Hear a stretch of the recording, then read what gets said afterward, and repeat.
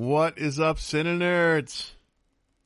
I am JP. And I am Ryan. Almost said Art, but that'd be too predictable, I think. You chose this one, right? No, I think this was a mutual decision. A mutual decision because we had a free week that we were looking at. That's right. We talked about this because so we're covering the Terrifier or Art the Clown, some of you know, and the date that we will release this will be the day before the Terrifier 3 is in theaters. So we wanted to bring this one to your guys' attention, maybe do a walkthrough, bring you up to speed before we get to that. So yeah. What an adventure. I went a little bit deeper. JP knows all the other parts and pieces that go to it, but we originally talked and we were just going to do Terrifier 1 and 2, but there's short films that started this whole Art the Clown vibe and love, if you will, fascination. Yeah, there is. You had the Terrifier short. You had the Ninth Circle. The Ninth Circle short. You had All Hallows Eve.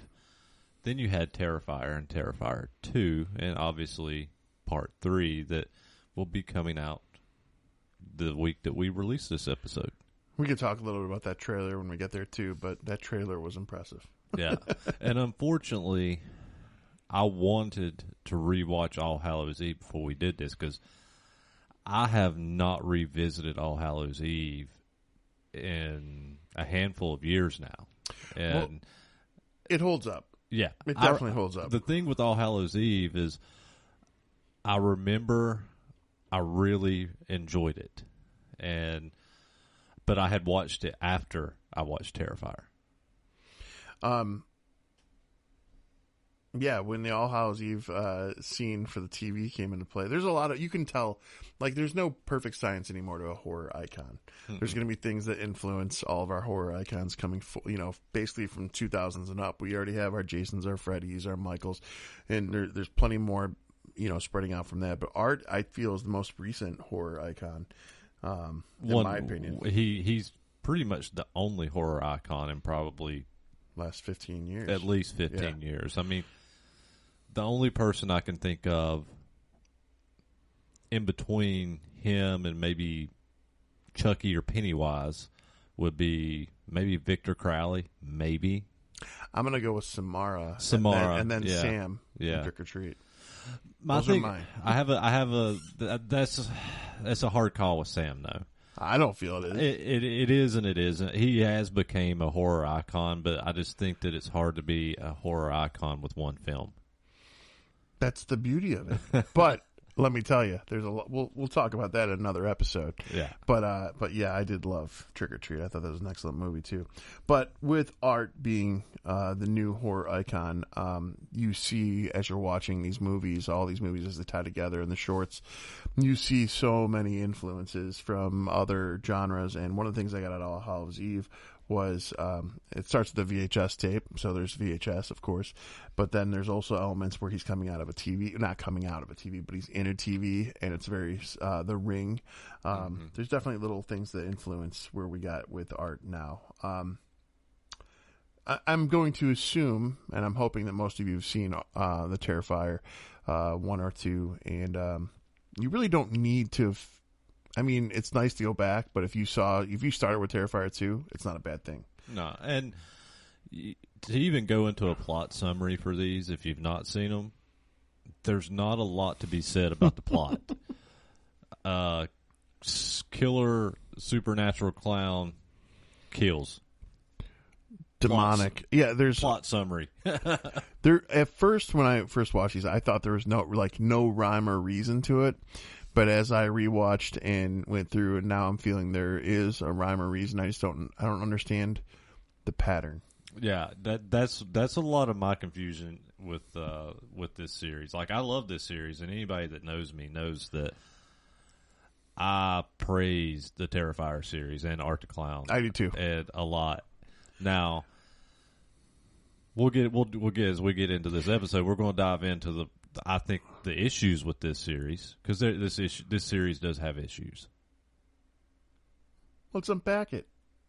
Huh? Let's unpack it. Let's unpack it. So one of the reasons I went back, and I had never seen The Ninth Circle, which is the first film that the director Damien Leone did. It was 11 minutes and 17 seconds long, and it was essentially a young woman is kidnapped. Art the Clown appears in a waiting area. I don't know if it was for a train or what it was for, but he appears in a waiting area, and he starts kind of instigating or bothering a young woman who's by herself. And ends up kidnapping her and taking her, but he does it in art fashion. And this 11 minutes, 17 seconds, the one I saw it's free to watch on YouTube.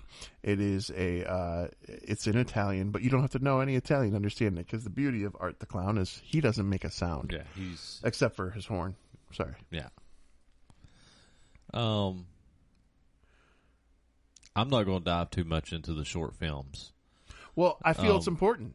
Do you? I do, because so in going back, that's why I kind of started with that. And going back to The Ninth Circle and All Hallows Eve, if you just were to watch Terrifier 1 and 2, you definitely get, okay, there's something going on because he comes back to life. He definitely has a Jason and Michael vibe where he pops back up after he's been killed. But in that Ninth Circle film, and so All Hallows Eve, when we talk about that covers the short film Terrifier and the Ninth Circle, both in those. Again, it kind of recaps them. He got more of a budget to work on, and he did those. But in the Ninth Circle and All Hallows Eve, essentially he's working for a Lucifer or devil figure, is demonic, and there's other assistance, if you will, to this devil, but you get the quick understanding that he is definitively demonic, full out. So, and you don't have to, but you don't have to. You kind of get that in Terrifier and Terrifier 2, but you don't. More so Terrifier 2. More so Terrifier 2. I knew nothing about All Hallows Eve or the short films, or I didn't know a lot about Terrifier when I initially watched it. So when I initially watched Terrifier, it had been out for months. It had been out for months before I had watched it, and I had actually avoided the film for months because a lot of the people that I knew that was praising it wasn't really into slasher horror. They were more into supernatural horror. And so I didn't ever watch the trailers for it. Knew nothing about Terrifier. So I just kind of pushed it off as, it's probably some supernatural film that I'm probably not going to be that interested in, because it's just not the genre that I'm a big fan of. And so I ended up just watching it one night with no clue what it was about. And then I was like, holy fuck, what did I just watch? Then I went back and watched All Hallows Eve. And when I watched Terrifier, I was just like, I was a little confused with, what the fuck is this clown? Who the fuck is Art? And why is he even doing what he's doing? And it felt supernatural, but it wasn't telling you anything. Then I was like, I started looking up this character, and at that point I had found out that he was in the film All Hallows Eve, and at that point I couldn't watch All Hallows Eve anywhere. I don't even think I could rent it on digital streaming apps. So I ended up ordering that DVD of it. It was came out whenever I guess probably whenever All Hallows Eve 2 came out, that had came out, and so I had bought that, and that was the first time I had watched that. And when I watched All Hallows Eve, then I had realized he most definitely is more demonic and supernatural, and but it doesn't dive into that when you originally watched Terrifier too much. No, and so the short film Terrifier, is that the one where he's in the kitchen behind that little like island and he pops up? I have honestly not watched it in a while, and I honestly cannot remember. So that was one thing I was saying wished I had revisited. And well, that was where I was getting, is that was the very first one I saw. I saw that short. Somebody actually shared it on Facebook as a YouTube video. Yeah. And I watched it, and I was like, that's really fucking cool. Yeah. That clown's creepy as hell. I had never seen Ninth Circle. I did that in this watch, and probably because it was already part of the All Hallows Eve. But as it builds into Terrifier 1 and 2, though, it's pretty awesome, I gotta say. I do want to talk real quick. All Hallows Eve. There's 3 stories, essentially 3 acts, if you will. And it's kind of a little anthology, is what it is. For sure. But the alien, the middle story, like that one threw me for a loop. I was not anticipating that. I was hoping for a little bit more of a scarier creature or something, because that was just an odd twist. But I can't lie, I liked Leon's version of an alien. Yeah, because it almost looked like this guy was in a suit, like if you were scuba diving and you're human and you're trying to figure out how to swim and you're moving your arms, and the way that he had this alien moving in our air, he had like a breathing apparatus. Jesus Christ, can't talk today. Breathing apparatus, and he put the mask on that looked like a gray alien. Mm-hmm. And then from there, every movement, it's like this. It's like the air is hard for him to move in, so he's swimming. And I was here for it. I thought that was cool. I thought that was unique. Yeah, I think everybody that has, if you're a Terrifier fan and you have not seen All Hallows Eve, I think you need to at least watch it once. And it's one that I was shocked. I was thinking it was going to be complete trash, and that was great. It's actually pretty fucking great. It's fun too, and the whole babysitter scenario and the kids, like everything just ties together nicely. I definitely booby trapped JP here though, because I did not tell him I was watching all the other stuff we were just talking about, Terrifier 1 and 2. So I'm sorry about that. Yeah, I had actually for this show I'd only watched Terrifier and Terrifier 2. With the hopes of getting a chance. I wanted to revisit All Hallows Eve, and I didn't. And I had started to watch the Terrifier short film, and I didn't. So I only got to revisit Terrifier and Terrifier 2, because initially I think that's what we had actually discussed. Yeah, that's all we were looking at. Actually watching. So I'm a little more lost on even talking about All Hallows Eve in the shorts, because I haven't revisited them in years at this point. I'm not gonna lie. I'm gonna talk really, really tall about Art the Clown right now. He's up there next to Hellraiser for me and Pinhead. I'm becoming more and more a fan of Art, especially after watching all of his creative kills.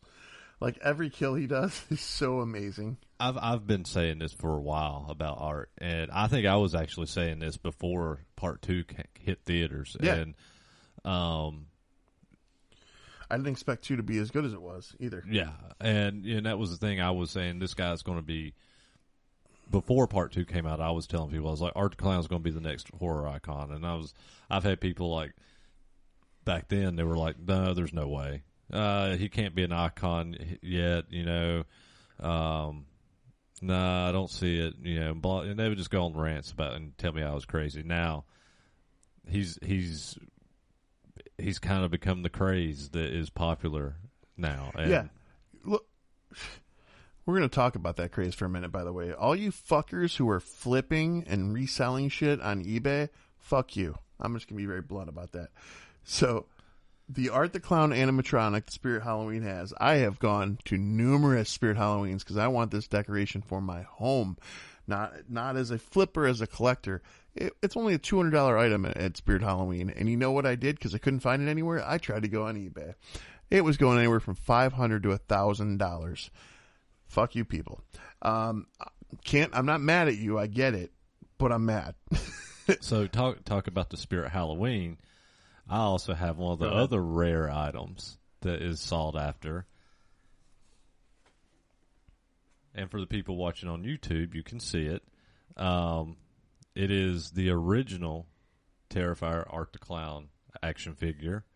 However, and this is from the Trick or Treat Studios, mine, and you probably can't see it from there, mine is signed by Damon and David.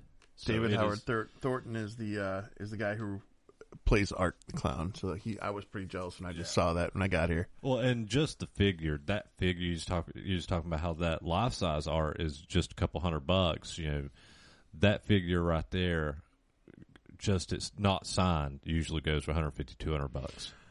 So that's where I'm going to segue into mine. This is my little Art the Clown Funko. He's just the common version. And then there was a Funko Shop exclusive. And this Funko Shop exclusive, he got the common version of it with, he didn't get the chase, but he's got these, basically the flower sunglasses. Yeah, sunflower glasses on, and he's just doing a smile. That one's the common. That's even worth a few right now. But the chase, I tried to go on eBay to try and get this thing, and again, $300 to $500 starting. I was like, what is going on, people? A lot of the marketing and a lot of the stuff that they released, even after Terrifier 2 came out, a lot of the exclusive stuff they were releasing, people was buying it before you could even get it in your cart in the shops. And then they were just price gouging. And honestly, I hate to talk shit about Damon or whoever the powers that be that was doing a lot of their novelty gifts and stuff at the time. But they were releasing VHS copies of the movie, you know, and charging ridiculous amounts for them, like retail amounts, not even talking about resale. And they had the Art Crispy cereal boxes, and it was just boxes. It wasn't cereal in it. It was just empty fucking boxes that were selling for like $100 fucking bucks. Retail, not even resale. And like, it's absolutely insane. So before you judge people for that, just remember there's collectors and then there's flippers. Don't be a flipper. But anyways, yeah, that was fucking stupid. And take it further with the Funko thing. Yeah, I know. I'll shut up about Funkos one day. But he got online. It went on sale 12:30 p.m. through the site. I got online at 12:33 p.m. and the thing was sold out already online. You couldn't get it. Yeah. So it's definitely people going for the gold here. But I digress. Let's talk more about these movies and these kills because they're pretty impressive. Alrighty. So let's get into Terrifier. We've touched base a little bit on the short films and All Hallows Eve. Terrifier, what is your first impressions? First impression is, and holding strong after watching all of these, it's my favorite of the entire franchise. I think it's very direct, to the point, great theater, great gore, and man, what an opening. That was a great opening. So I'm pretty happy with that start to finish. So I felt the same way initially. Oh, boy. Yeah. Here it is. So when I initially watched Terrifier, that's how I felt about it. Just that look with the hands, like, what? Really? Even when I watched Terrifier 2, I actually left Terrifier 2 a little disappointed because I was like so hyped up, and I was like comparing it to Part 1, and as much as I love Part 1, I love the feel of Part 1. I loved everything about it. Now I have Part 2 has grown on me. Part 2 has grown on me a lot. I went the other way. And Part 1 has a lot of the weak points are really hitting me now as I rewatch Part 1. I mean, let's be real though. A lot of that has to do with the budgets given. I agree. Well, yes and no. Terrifier. What do you mean yes and no? Terrifier had $35K for a budget. No, it was great for the budget, but there was little things that he could have did to improve Part 1 that without adding any more budget. I think some of the stuff would just be cuts, editing cuts, and shortening some stuff up and tightening some scenes up more. And my opinion of the original Terrifier would probably be that it is my favorite out of the two that's been released. My problem rewatching it is there's so many scenes that drag on, and it could have been cut down. I mean, if you're talking about the girls talking in the car because they're drunk or anything like that, everything from the beginning of the film, Now I'm not saying there's not great scenes at the beginning of the film and in between the drunken car talk, but there is a lot between there and there with those girls that could have been tightened up a lot. I'm going to start with saying this. I love our intro theme song that JP wrote. I love it. I don't have a single problem with it all. You know why? Because it gives slow build and hype in a nice way. And it delivers. So I dig it.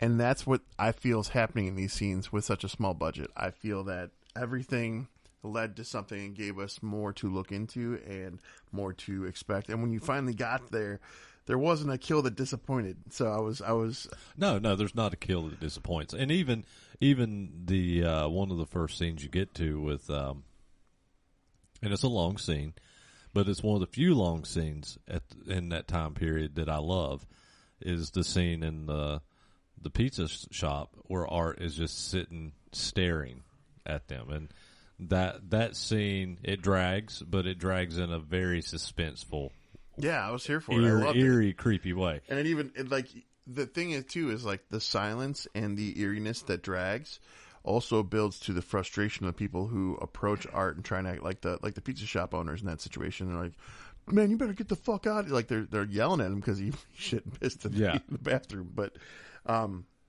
don't know. I enjoyed it. I like that better. What I did not like about 2, because you were saying the flip of that. What I did not like, I don't like that you have to have a anti villain. You have to bring in this heroic, glowing, back from the dead, magical sword person to stop him. That annoyed me very badly. So that's where I'm part 2. So did you notice in Terrifier that the character Monica Brown, the talk show host, that was the girl that played Sarah in All Hallows Eve? Right. Another thing about All Hallows Eve that I tied to 2. The people, so in the alien sequence, the girl who was being attacked, her husband, boyfriend, whatever it was, is an artist. And he had a dream that messed with him, and the dream was art. So the next day he paints art. And this alien situation happens, and they go from there. So dreaming of art is like seeing the Mothman, is the vibe I'm getting. Because then the young girl in Terrifier 2, her dad went crazy. He was an artist, and he went crazy because he started dreaming about art, and he started drawing art, and the little girl and all. What's the little girl's name, by the way? We know Art the Clown. I don't remember Art. Pale Girl. Pale Girl. Pale Girl. Pale Girl. Okay. Yep. Well, that was too simple. Yeah. I don't know why. I never even thought about that till just now. But yeah. So the dream process, that I'm curious how that links in, because that seemed to be what brought Art to that family again. Yeah. So it was interesting. I know one thing, and I kind of wanted to talk about this because I've had a lot of people, as I've talked to them through the years, about this original Terrifier film, the opening scene with the talk show host, Monica, what was with her name? Monica Brown, Yep, and the disfigured girl, which we come to find out is Victoria. right, survivor from the first one. And so this scene in the original Terrifier, it starts at the beginning, but it's technically the end. It's after the end of the film. Yeah. Yeah, it's basically it's starting after the film. Yeah, it sequentially just rolls right there. Yeah. So, yeah. So, but a lot of people I have talked to through the years thought that this was a different person, that wasn't Victoria, that was actually taking place before. Oh, no, he ate her face. Oh, yes. No, we know this. Yeah. We know this, but with Terrifier starting with that talk show host is what I'm saying. I have talked to a lot of people that thought that was not Victoria, that was a whole nother character. Oh, yeah, no. Because you also see Art the Clown kick the TV and bust a scream as he's watching it. So there's a little bit of confusion in that. I've always felt with talking to people about this film. No. That they don't realize that is actually takes place after Terrifier, even though it's the beginning of Terrifier. Act 3 of All Hallows Eve. I bring this up because I don't know anything about this girl's back. Do you remember when, I know you haven't watched it in a while, but there's a part where the girl who's being attacked, she opens a car door where somebody's in it laying their head against the wheel. In that scene, the girl leans back. Her hands have been cut off, so it's not Victoria, but the face was exactly the same. Mm-hmm. And so as soon as I saw Victoria in Terrifier 2, I was like, wait a minute. I'm like, no, she's got her hands. So, but I still don't understand what happened to that girl. We know Art got her, but yeah.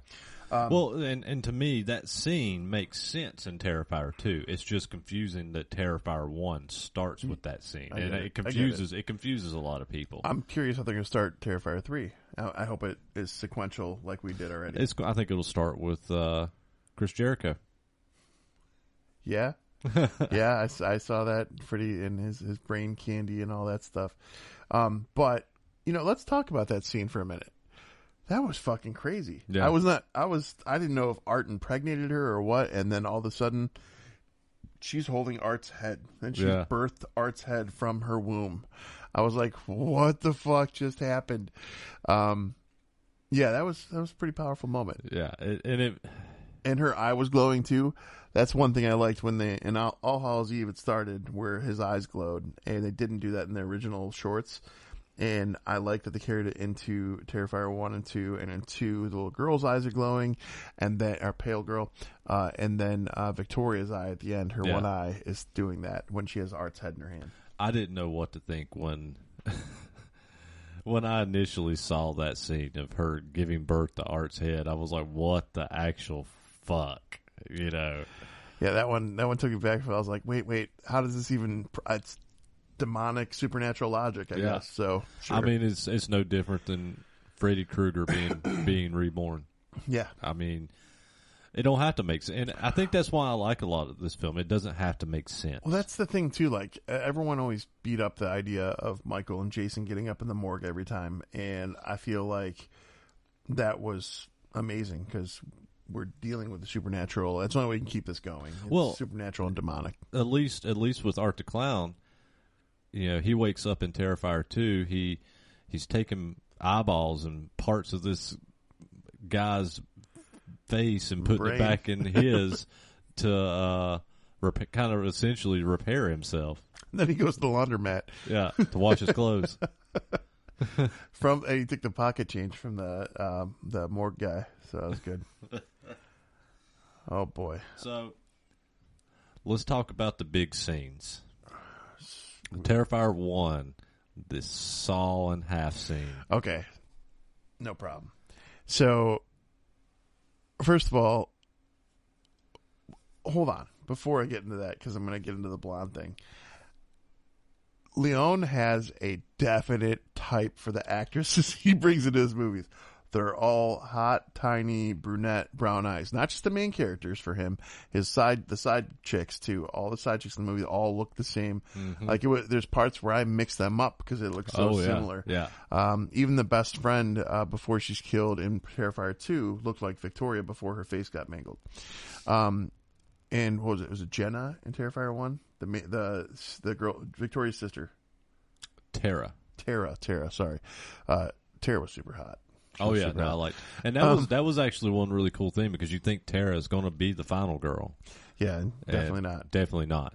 But back to the blondes though. Going into this kill scene in Terrifier 2, you've got a blonde, dumb best friend who's the annoying one doing the drugs, and then you've got Terrifier 1 where you get the blonde, annoying best friend who's just leading her in all the wrong choices and directions.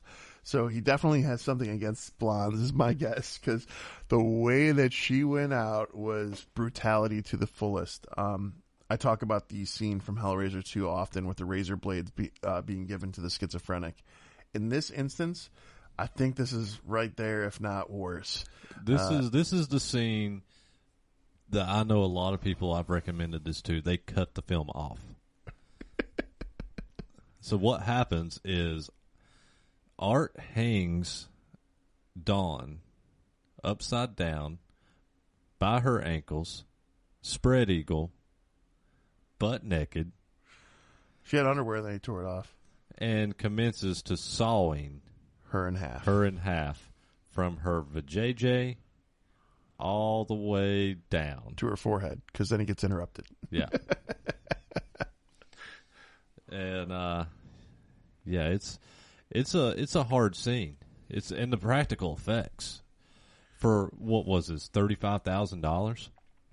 That's the budget that's listed. The estimated budgets for these two are weird. Yeah. And the gross money it made back is not really.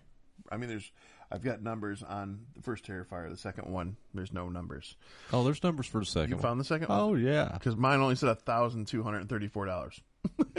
No, I knew those numbers even before I looked them up because it was a big thing because it was making so much money. Right. Well, yeah, it made a lot more than what it made originally. So, but the budget for the part 2 was $250,000.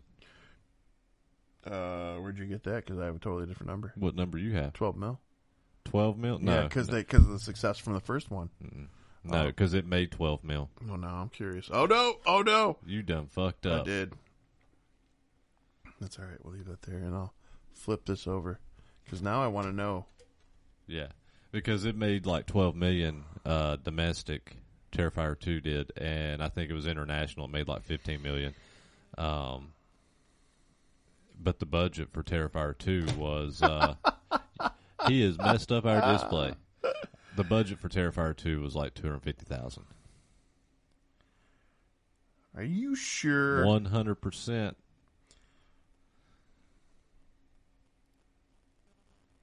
And you're going to question me on this. Because I know what I saw, and I just want to make sure that... I mean, I also could judge the area. God damn it. Well, did you find it? I just found your numbers, yeah. Oh, yeah. So, I'm wondering if what I saw was Terrifier 3. Possibly. Because I would say Terrifier 3 has a massive budget because of the success of Part 2. Because Part 2 was a massive success. A $250,000 budget, and it made like $15 million.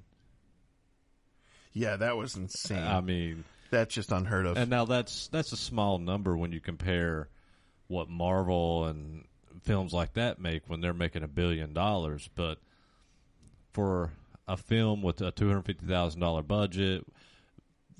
pretty much all the promotion is word of mouth and just people talking about it and news articles picking it up because people talking about it, and then it being released into a limited run of theaters that it made so much money they had to keep extending it and adding theaters to it. That doesn't happen for an independent film.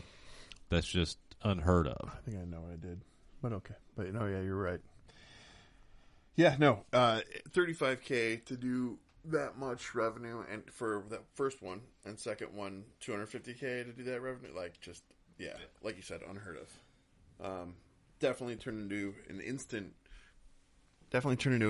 cult classic, and definitely like initially, now it's beyond cult classic. It's just huge. So the kill scene though, the sawing in half, definitely one of the top ones for me. And you know what? Through these kill scenes, I'm not gonna lie. So the other big one for me, what was in Terrifier 2? What do you think was the worst kill to you?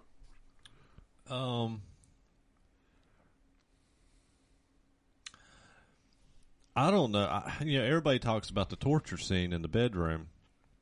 I just found it funny. I did too. I find that scene so fucking... I mean, when he pulls the salt out and he comes back with the salt, I couldn't... I was in the theater fucking crying. I thought she was crawling to freedom and he had already left. And all of a sudden he's running back in with bleach and salt, pours it all over all of her wounds because he's already peeled off half her face. He's already put holes all over, cut her arm off, or broke and then cut her arm off. He went the extra mile with this girl. But here's the thing. When I laughed harder than the bleach and the salt at when he's sitting on the bed next to her and her mom comes home, and mom comes upstairs, and as soon as the mom finds out that the girl's still alive, she gurgles, "Mom," and the mom just screams, and Art goes, he just points with his mouth open. And I don't know why, but whenever I hear Art talk, or not talk, whenever he uses his mouth or he pretends to laugh and no noise is coming out, I hear Dave Chappelle. And in that moment, when he pointed at the mom, he's like, I just hear, "Gotcha, bitch," every time. So yeah, between that, the salt, the chlorine, I was like, this is amazing. So I think to me, that whole scene, and everybody talks about how brutal that scene is in Terrifier 2. I just laugh at it. I think it is so fucking hilarious. I didn't think it was the worst kill in the movie. I think the guy doing the autopsy was a harder kill than the torture scene. Yeah. I mean, it was too, but I mean, it was still harder to watch than the torture scene. I like the torture scene was definitely, if you're not, that's because we're sadistic, sick people, because we can watch this gore. We've gotten, we identify that it's fake. We know what's real, what's not. And so when we see these things, there's a humor element. Obviously, if anyone was put through that in real life, we wouldn't be laughing, but it's easy to laugh at those moments. So I agree with you. It was funny, but I still feel it was the best one in the movie. Oh yeah. It's the best one for sure. And honestly, if we go back to the first Terrifier, I think Tara's death scene was fucking fantastic. Where he just shoots her in the face. He shoots her in the face, but it's not just that. He does the effects on it, though. Yeah, he does one of the deals where he shoots her in the face first, right in the cheek, and it goes into you see the hole there. She's sitting there. She can't move. She's alive still. And he runs out of bullets at this point because he's already shot her in the abdomen and everything. Goes in the other room, digs through his garbage bag of goodies, and he pulls up more bullets and comes back in, and then he just shoots her in the forehead. And I was like, that was pretty drawn out. That was pretty brutal. And he gave her that window of hope, thinking she might be done and she might be okay. And nope. Yeah, that whole scene it's drug out, but that one's drug out in a fun way too. And the my other favorite thing in Terrifier, the first one, I have the T-shirt of it where he puts on the homeless woman's. Oh my God! Yeah, we got to talk about that. Here's the thing, too. I don't remember. Was she dead? I don't remember seeing her be dead. No, she woke back up, but I thought in that scene when she kind of came to asking for help, I thought she fell back down and died. I don't remember seeing it. That's why I was asking. But to give you guys context, if you haven't seen it, and I really implore you guys, if you're fans of horror and gory movies, please see these movies. If not, maybe it's not for you. But at one point, there's a cat lady who's just lost her marbles, and she's living in this building that these murders are happening in the first one. He not only I'm sorry, dude. He not only cuts her hair off, like her scalp, and puts it on, but he cuts her breasts off, which were nice breasts too. And he's wearing them, dancing, and he's doing this like feminine thing, and like he's wearing them. And Victoria finds him, and she thinks it's Tara, and she goes to help her up, and then Art lifts his head up, and you see Art in with this woman's boobs and her scalped head on him, and yeah, it starts from there. He chases her through this building with this woman's skin boobs. But the dancing, the whole scene, yes. Freaking dance thing, and he's like flipping his hair back like he's pretty, and like I was like, this is too much. It's a fantastic scene, and yeah. Both of these films, they have so many scenes like this, and creepy scenes. I mean, you go to Terrifier 2 with the whole the costume shop scene. Yeah, that was a good kill too, with the clerk. But that's the scene with the sunflower sunglasses on. And he's beeping the horn at the girl, and it's all good. It's pretty funny. It's just kind of another creepy scene too, with him standing there staring, just being weird and stupid and silly and creepy, all at the same time. So, give me your opinion on Pale Girl, because the brother and sister can see her. No one else seems to be able to see her. And when he was in the laundromat, he's buck naked while his clothes are in the washing machine, and he's doing like patty cake with her. But when the guy wakes up who's drunk at the laundromat, he can't see her at all, and he's just doing patty cake by himself. So what are your thoughts on her? Is this a ghost that he killed that haunts him? Because we saw the article. That was my initial feelings when I originally watched Terrifier 2. That was what I was initially thinking. And I've watched this movie a few times since then, and multiple times since then. And I don't know. I think it could be a ghost of somebody he killed, but I also think that this is maybe the devil, or more of a higher demon that is I have another theory. Messing with him and manipulating him. That's possible, but there were two things that I was looking at. First, going from Terrifier, because they roll right into each other, Terrifier into Terrifier 2, when he's got Cat Lady and he's rocking her porcelain doll that she thinks is a real baby. It almost seemed like Art wanted his own kid. Like, I don't know if he was messing with her or what, so I didn't know if maybe he manifested that up in that regard. The other thought was when you see Victoria's eye glow at the end, she's holding Art's head that's just come out of her womb. When her eye glowed, all I can think to myself at that point, because he killed this little girl at some point in that fun house, based on what the poster said. And her eyes glow too, and she kind of serves Art as well. So I'm thinking, like, because every kill he does, certain people that he kills, like he adjusted that one blonde girl's heart right away, just pulled it out of her chest and started eating it. He ate Victoria's face. I'm guessing, ate part of the little girl. I'm thinking he collects souls kind of like Freddy does. That makes sense. And they're his lackeys, whatever you will. That makes sense. That makes a lot of sense. And he's kind of as he takes a part of them in him. Yeah, at least that's what I was getting a vibe on. Yeah, that makes a lot of sense. Which still kind of goes with the the ghost of whatever that would continue to follow him around. You know, kind of like the film The Ugly. So, The Ugly. We're doing it again. Yeah. The Ugly. Maybe I know. It's a 90s. I believe it was Australian film. It may have been British, but I think it was Australian. About a guy that basically dates women and kills them. He's a serial killer. He's arrested. The whole movie is him telling the story of all these women he killed. And his response is, the ugly made me do it, because he always sees himself as ugly.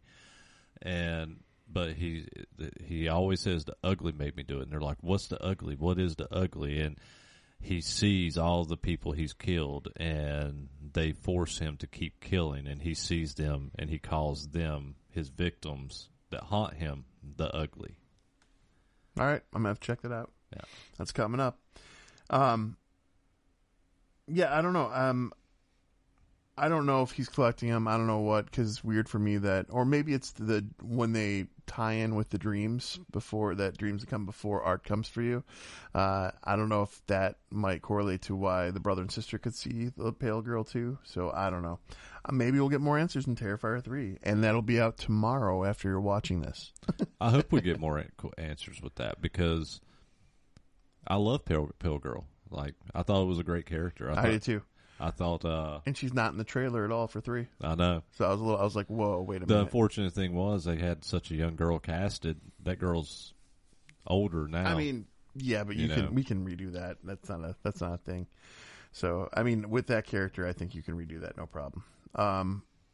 But I'm curious how Victoria's going to play a hand in this. I'm curious where it's going to go from Art's head. I'm curious if Art's going to get Deadpool's body and regenerate or some shit. What I will tell you is, we would love to see Art the Clown dig up Wolverine and take his Wolverine claws. Which at the end of All Hallows Eve, when she gets trapped in that barn, that was it. That was really cool because Art dug right underground up to her. But I digress. The trailer for 3. If you are concerned that there is a shortage of gore in this movie, fear not. Watch the trailer. You'll see what I'm saying. Specifically, I want to talk about the Art dressed as Santa bringing all the presents to the kids. And he puts the bag on the ground, and the kids all go into these bloody presents. And when they all take the presents out, what's left at the bottom is just a bloody axe. He picks the axe up, and you see him tighten his grip around the axe with all these kids around him. we got no more from that, and I'm pretty sure that's going to go in the direction we think it is. Probably. Yeah. I'm sure. Yeah, and I know I've read a lot of articles on this, and there was one thing that they had said here recently that David Howard Thornton, I keep on wanting to say David Thornton Howard, there was evidently a scene that made him sick. He almost vomited filming in Terrifier 3. So, did you know he was the 6th person who they auditioned, and then they cast him based on what he did? You know what he did? What'd he do? He mimed. That's where he brought the mime portion in. He mimed. I have this written down because it was so cool. Let's see, 6th audition for Art, and he started miming, adding sea salt to tasting a decapitated head. He started pretending like he had already done it, and he started just and doing little bits with it. I'm sure it wasn't that horrible, what I just did, but that was kind of cool that he did that in the audition and landed it. And God, I can't really imagine, like the original actor, his name was Mike Gianelli. He retired from acting, so that's why they recast. And but I liked his art. I did too, and it was pretty similar. I think David does it better, but he did a great job as art. David has my favorite little extra bit that he puts in there is the way he throws his head back in a silent laugh. There's something so sick and twisted and sinister about it that it's haunting the way he does it. So I got to give him credit. It's no easy task for an actor to not have any lines and deliver such a memorable character. So, all right. Cool. So we want to get into ratings? We can go into ratings. We want to rate each one, or are we going to do both together? No, it says just do each one. All right. It's 2 separate films. Just making sure. I always want to ask. All right. So I'll go first for Terrifier, and then you can go first on Terrifier 2. How about that? Sounds good. Since we had a mutual pick this time around. So Terrifier. This one's my favorite of all the Terrifier Art the Clown elements. We didn't talk about that. Why? So did you notice that the place where Pale Girl, using the brother's voice, told Vic, what I forgot the girl's name in the second one. Laura? Or, I don't know. Anyways. Laura sounds right. Yeah, but he told her she told her, using the brother's voice, to meet her at the ride called the Terrifier. So that was interesting because I was always curious. I'm like, is it just because it's a terrifying movie, or is there a purpose behind it? So, but the first Terrifier, it's my favorite out of all of them. It's very more Cena. Her real name is Lauren. Oh, that's right. Her real name's Lauren. You're right. It was a unique name like that. But this one's more direct, less novelty, there's no shining beacon of hope. It's just straight brutal horror, and it's almost a random act of violence that starts and turns a whole night into crazy chaos, or what appears to be a random act.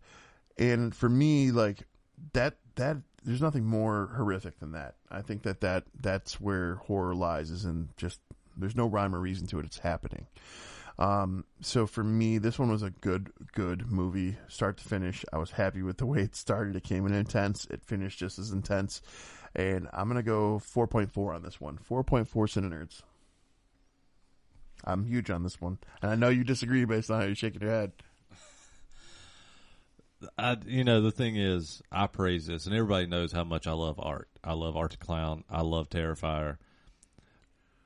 However, I'm going to rate this how I see the film from a film standpoint, and I'm going to talk about or say that even though I'm going to give this a hard rating, and I'm giving it a hard rating because from a filmmaker standpoint, I just feel like they could have been shortened, kind of like I said. I feel like there was scenes that could have been cut. There was scenes that drag in this. To me, the first 25, 30 minutes of this film drag, that they are so fucking slow. And then it's like the last half of this film is like, it's fast paced and it goes and it's great. It's like the last half, if the first half was paced like the last half, this film would be the perfect low budget film. But that's not the case. Now, I said I'm going to be hard on it because of this. It's not going to change the fact that I will tell everybody to watch this film because it is fantastic. This film is top tier fantastic, and Art the Clown deserves to be a horror icon, and he will be a horror icon. He is. But that being said, even as much as I love this film, I'm going to give it a 3.5. That's not bad. It's harder. He had me thinking he was going to go like 2.5 or less, somewhere in there. If the pacing of the last half was as bad as the first half, to me, this film is a 2. If that hadn't happened, I disagree on that one. And I also look at these things too. Like, I have to give credit to Leone's vision of Art the Clown. He has literally staked his whole career on this character, and the result bore fruits. The All Hallows Eve was more so brought onto him to bring more attention to Art. He wanted to develop the character, make him more familiar with people before he brought in Terrifier and made it a thing. And then you bring in the short films before that. These short films are what gave him the funding to build into it. So when he finally got the chance to have a full-length film based on this guy, I can understand where he would want to have certain scenes have more meaning, more depth. And yes, I won't disagree that there's certain moments that dragged, especially the girl talk in the car. Those things, yeah, I can understand that. But I also have to look at it from the filmmaker side of, this is the first time I've got a chance to show people what I got, and I'm going to put everything into it. And I felt like he did a good job executing it, and I think he learned from those little mistakes, the pacing issues, as we saw in 2. Yeah. So, part 2. Now, like I said initially, I did not like part 2 as much as part 1 when I initially went to the theater, but it has grown on me. I do like part 2 more than part 1 now. And now, is part 2 perfect? No. There's a lot of shit in it that I kind of like, this is a little cheesy. This is even really cheesy for me. Like, a lot of the little almost superhero-ish stuff gets a little overboard for me. I would have loved to have seen Lauren's character as just more of a fantastic final girl and not some kind of superhero character that she kind of almost turns into. That's my main issue with Terrifier 2. Outside of that, I love the weirdness. I love the weirdness with the girl playing guitar and singing at the little in the clown what is it, Clown Town? Or yeah, Clown Cafe. Clown Cafe. I love all that stuff. I love like the little commercials with the Art Krispies. I love the kills. I love the quirkiness of Art. I love the comedic aspect. And everybody that hears me talk, I love my comedy horror. And Terrifier 2 has a lot more comedy in it, and it's a lot more fun for me. And the kills are just as brutal as they are in the first Terrifier. I think the pacing's a bit better, even though there's still stuff that he could cut and tighten up in Terrifier 2 as well, but it's not as bad as first Terrifier. This one, I'm going to give a 4.1. We're flipping on these. Okay. So I did love, one of my favorite scenes is the dream sequence with Sienna's dream of the Clown Cafe. And the stuff that happens in that, Art with the Tommy gun, the cereal, the art, what is it, Artios or whatever? Yeah. The cereal with the boy, and the boy's eating essentially broken glass. Then he comes up with a freaking hand flamethrower. And that was the first time you kind of see, which all of that was great, but that's the first time you see the superhero effect kind of come into play, where Sienna puts a sword up and this sword deflects the fire. That definitely, I know that was a dream, so it would have been fine if it was just there and it was like a dream thing. But then at the end, you've got Art essentially kills her, almost drowns her, and then she gets jolted back to life mysteriously. And the sword that is in her dream is something her dad had passed down to her, and she has this sword, or this, it's not even a sword, it's like a sacrificial dagger, if you will. Those parts were a little like painful, to say the least. The squeaky voice for the little brother, that got under my skin a couple times. But all around, though, art is art. He delivers. His kills are solid. His kills are great. The pacing is better than the first one. I will give it that. And if it didn't have that superhero element, I would be in the same boat with you. But for me, this one was more of 3-5 CineNerds because I don't know. I just couldn't get that. I mean, it makes sense that you have to go from, if you have a supernatural evil, there's got to be supernatural good, I guess. Yeah. But it just was a little much. A more angelic. Yes. And she was even dressed like that. Yeah. All righty. It's not going to stand. Well, fine. All right. Cool. Well, hope you enjoyed this, first of all, because we did. 3cinenerds@gmail.com is the email. You guys can get a hold of us at. Give us suggestions. See, what the hell's going on? Suggestions? He's tired. Yeah, a little bit. We're tired. 3cinenerds@gmail.com. Get a hold of us. Reach out. Say hello. We'd love to hear from you. And if you'd like to buy any merch, we got the sweet logo and the merch links in our bio on our Facebook page, along with all of your Audible options to hear us. All kinds of links there. You can go to all those little Audible places and you can write a review. You can click follow. You can click subscribe. You can share onto your social media pages. You can invite your friends and talk to your coworkers. Make it do word of mouth for us. If anyone's going on the road and traveling or doing any long drives, we're here for you. We got you. Later, guys.